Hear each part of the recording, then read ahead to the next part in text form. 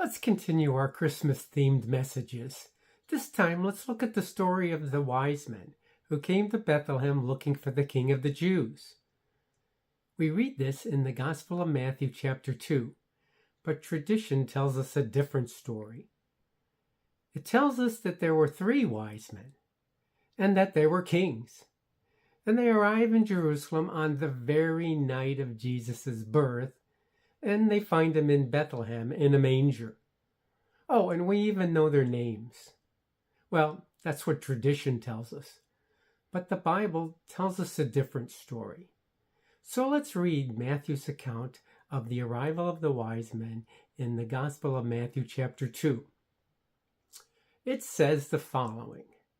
Now when Jesus was born in Bethlehem of Judea in the days of Herod the king, behold, there came wise men from the east to Jerusalem, saying, Where is he that is born King of the Jews? For we have seen his star in the east, and have come to worship him. When Herod the king had heard these things, he was troubled, and all Jerusalem with him. Now imagine that. The whole city was troubled by the coming of these wise men to Jerusalem, and probably what they were asking about. Now, if you think about this, how many wise men must have come into town that would throw the whole city in some sort of concern? If 3 people came riding into Jerusalem on camels, do you think the whole city would be concerned, let alone even notice? I don't think so.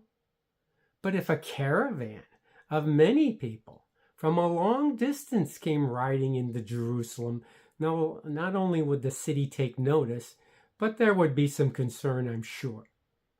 And also, when we consider the distance these wise men must have traveled, this caravan must have been huge. So I don't think there were just 3 wise men. I think there were a whole caravan of wise men. And they certainly weren't kings, and there's nothing in Scripture to tell us their names. And Scripture is silent on that topic.